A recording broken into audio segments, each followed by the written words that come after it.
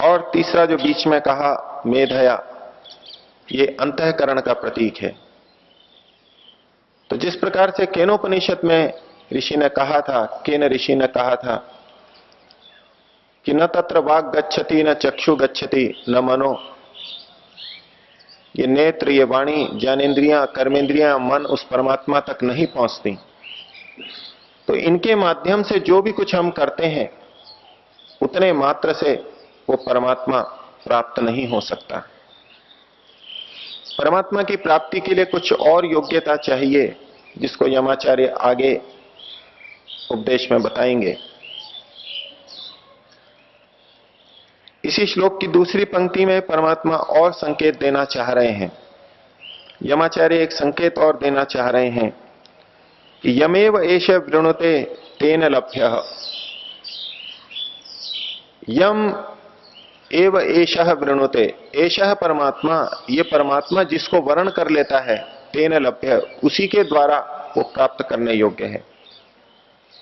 अर्थात परमात्मा की प्राप्ति उसी को हो सकती है जिसको परमात्मा वर्ण कर ले, अर्थात अपना साक्षात्कार स्वयं करा दे। हमारी कितनी भी साधना हो, हम कितना भी यत्न कर लें,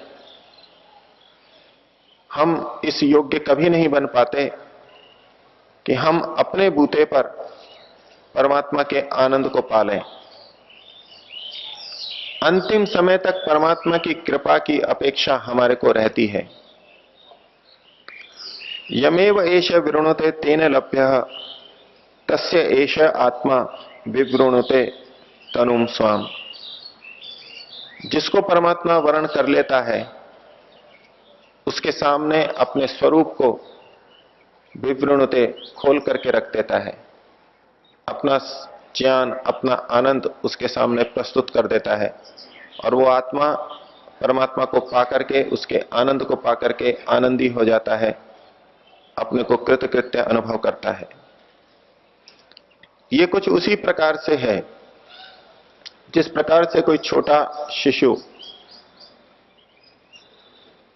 माता के पास आए और माता की गोद में चढ़ना चाहे। मां यदि खड़ी हुई है तो बच्चे की इतनी सामर्थ्य नहीं कि वो माता की गोद तक, छाती तक पहुंच जाए। वो चल करके मां के पास तक आ सकता है, मां के पैरों के पास आ सकता है, चारों पैरों से चलते हुए, हाथों और पैरों से चलते हुए।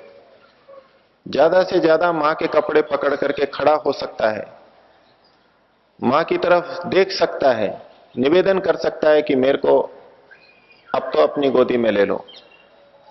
लेकिन वो बच्चा खुद मां की गोद में नहीं जा सकता। ये तभी संभव है जब मां कृपा करे और बच्चे को उठा करके गोदी में ले ले। इसी प्रकार से आत्मा की ये सामर्थ्य नहीं कि वो परमात्मा को स्वयं पा सके। वो इस योग्य बन सकता है कि परमात्मा उसको वर्ण कर ले और फिर इस प्रकार वो परमात्मा को पा सकता है। तो यमाचार्य के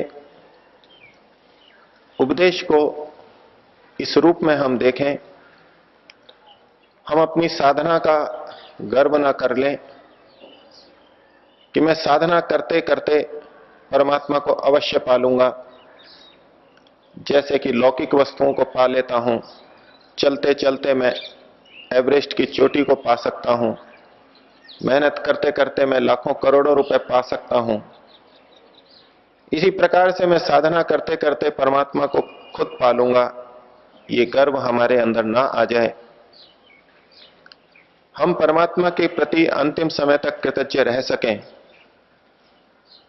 हमारी समस्त साधना के बाद भी परमात्मा की कृपा हमें अपेक्षित रहे, हम उसकी कृपा के लिए सदैव लालायित रहें। इस भावना के साथ में ओम का स्मरण करेंगे।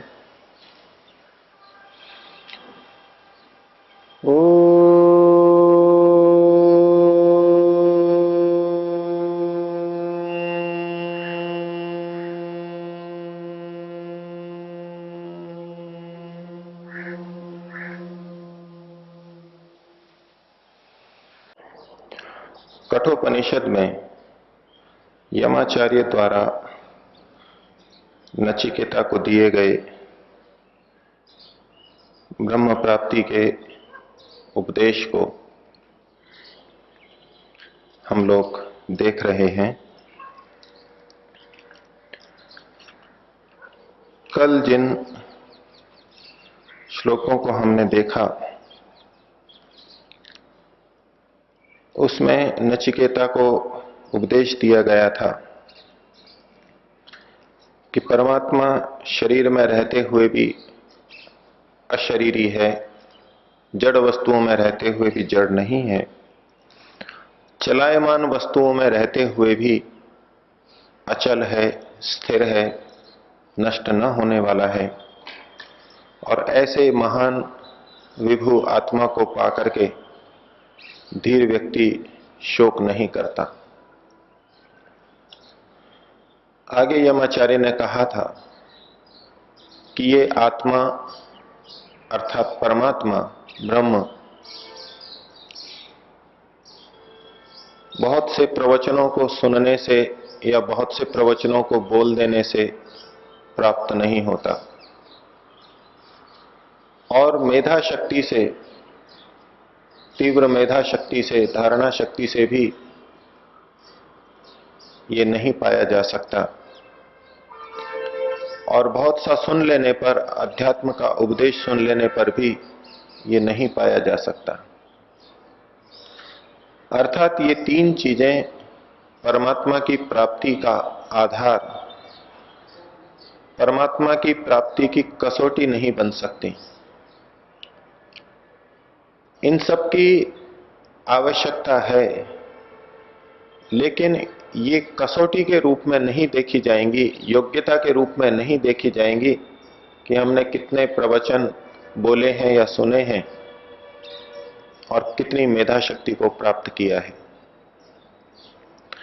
और यमाचार्य ने कहा कि परमात्मा को तो वही पा सकता है जिसको परमात्मा स्वयं वर्ण कर लेता है।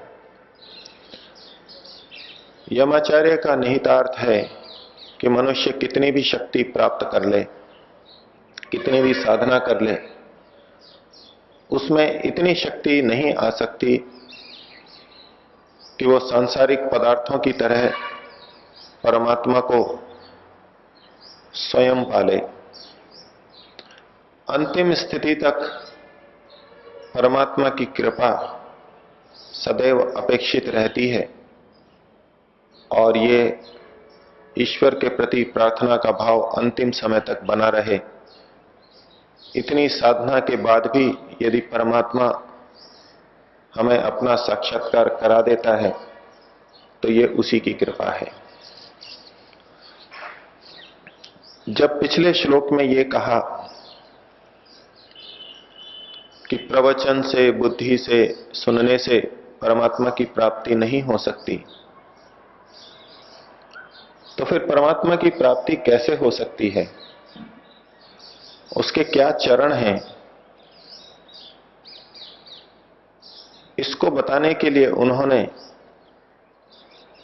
दूसरे ढंग से बात कहनी प्रारंभ की कि कौन कौन उस परमात्मा को नहीं पा सकता।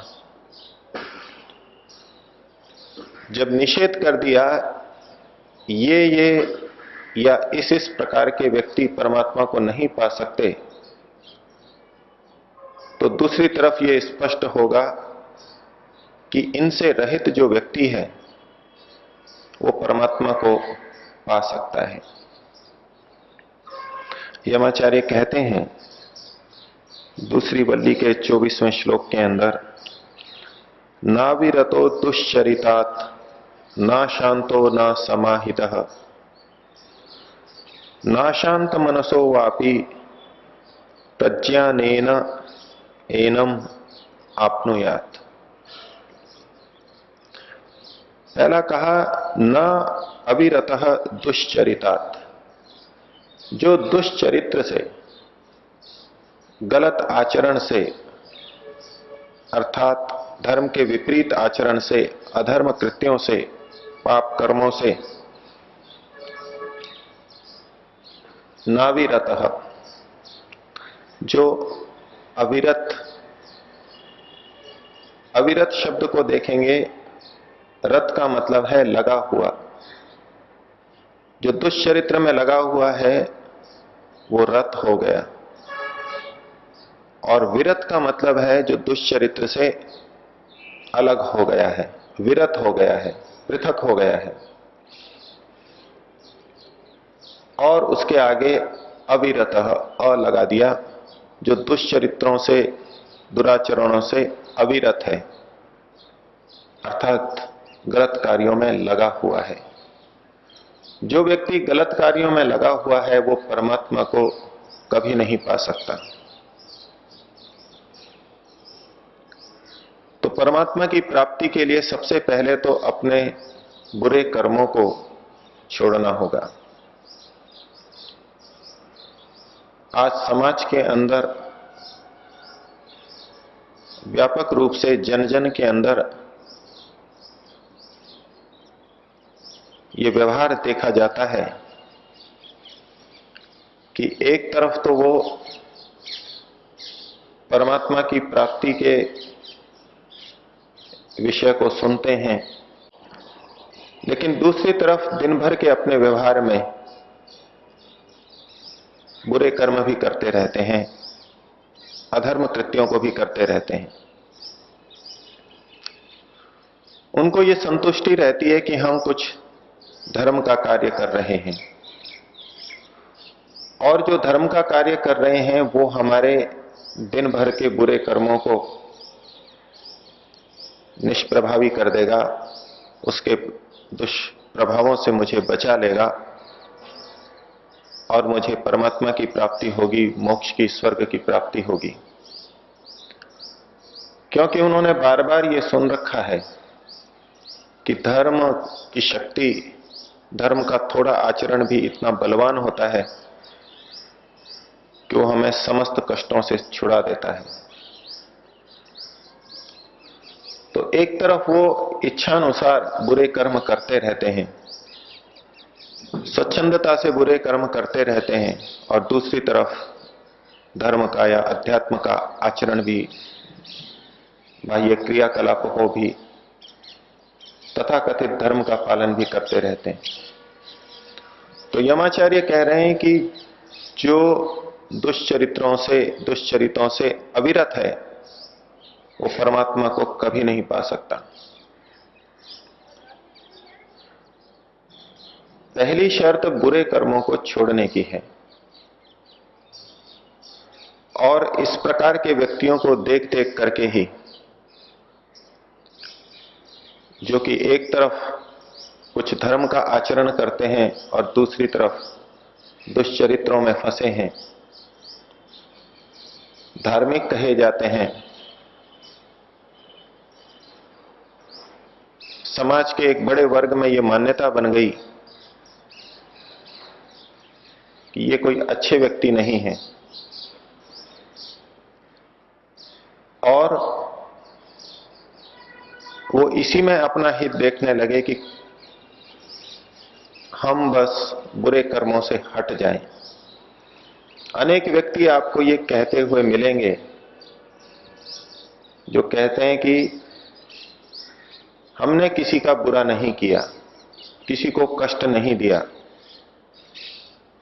किसी का बुरा नहीं सोचा, और निश्चित रूप से ऐसे व्यक्ति उन व्यक्तियों से अच्छे हैं जो बुरे कर्मों भी करते हैं और कुछ धार्मिक कृत्यों को भी करते हैं। वो व्यक्ति ज्यादा अच्छा है जो भले ही कुछ परोपकार न कर रहा हो लेकिन बुरे कर्मों से बचा हुआ है, किसी को हानि नहीं पहुंचाता। तो क्या जो व्यक्ति बुरे कर्मों से हट गया है वो परमात्मा को पा सकता है?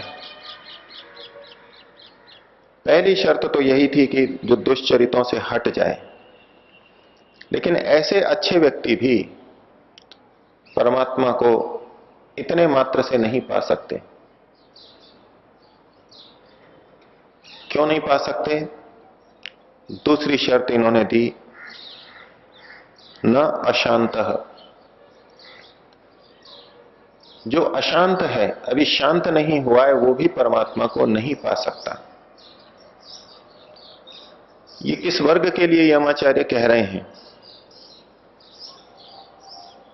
एक वो व्यक्ति हैं जो अधर्म करके, गलत कार्य करके, दूसरों से अन्याय करके धन का अर्जन करते हैं और भोगते हैं, स्वेच्छा से भोगते हैं।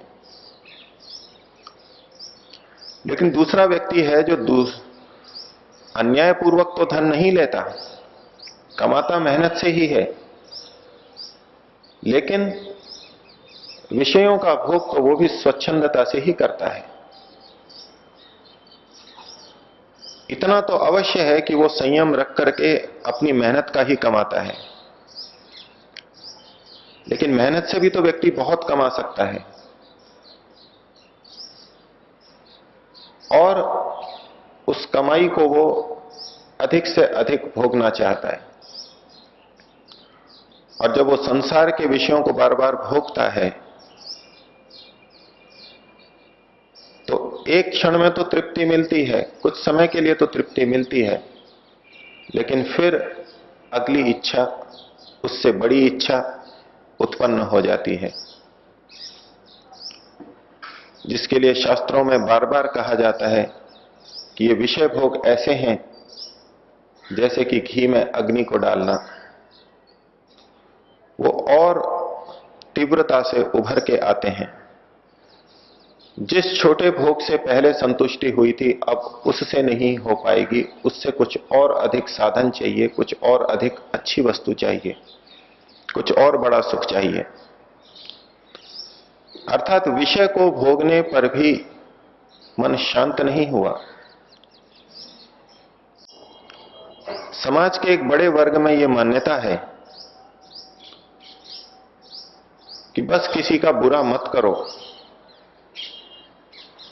स्वयं क्या करें, स्वयं किस तरह संसार को भोग रहे हैं, उसका विचार किए बिना सबसे बड़ा धर्म यही है कि हम दूसरे की हानि ना करें और इतने मात्र से परमात्मा की प्राप्ति हो जाएगी। तो यमाचार्य कह रहे हैं कि नहीं, ऐसे व्यक्ति भी विषय भोगों में फंसे होने के कारण अभी शांत नहीं है, और जो शांत नहीं है वो परमात्मा को नहीं पा सकता। ओ